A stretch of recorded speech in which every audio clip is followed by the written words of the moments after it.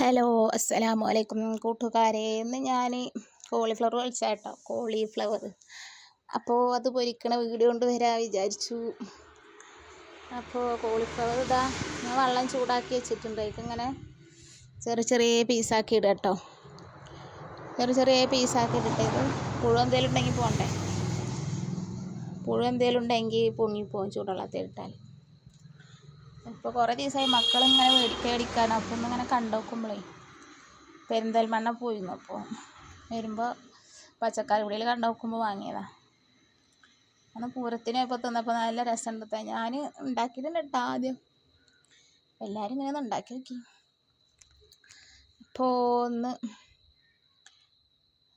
ചോറിന് കൂട്ടാനുമായി, കുട്ടികളെ ആഗ്രഹമായി. അപ്പം ഞാനത് നുറുക്കിയിട്ട് ഇട്ടിട്ടോ.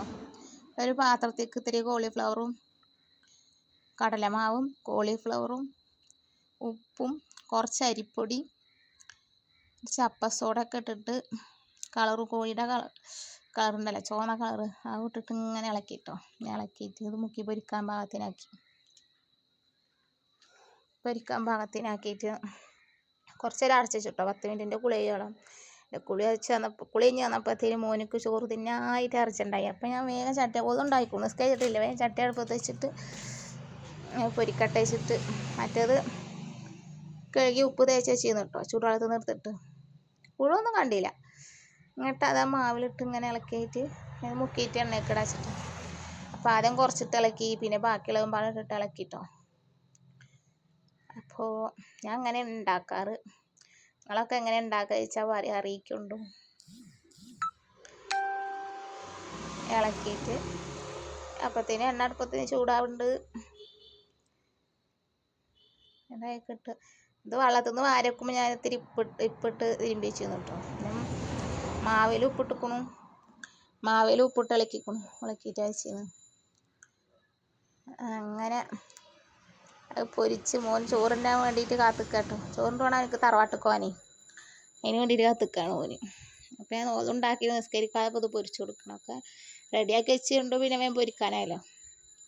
മാവ് ഉണ്ടാക്കി വെച്ചു, ഇതും ചൂടുവെള്ളത്തിൽ ഇട്ടിട്ട് വാരിയെടുത്ത് ഉപ്പൊക്കെ തേച്ച് വെച്ചു. കോളിഫ്ലവർ എന്നിട്ട് അപ്പോൾ പിന്നെ ചട്ടി അടുപ്പത്ത് വെച്ച് എണ്ണ ചൂടായ കുമ്പായിട്ട് ഇട്ട് പൊരിച്ചെടുക്കാൻ എളുപ്പമാണല്ലോ. അപ്പോൾ അങ്ങനെ പൊരിച്ചെടുക്കുകയാണ്.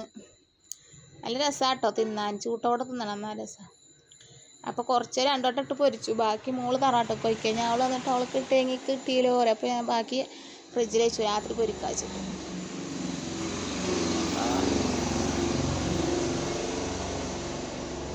ഇവിടെ വണ്ടിയുടെ സൗണ്ട് ഉണ്ടിട്ടോ നല്ലോണം.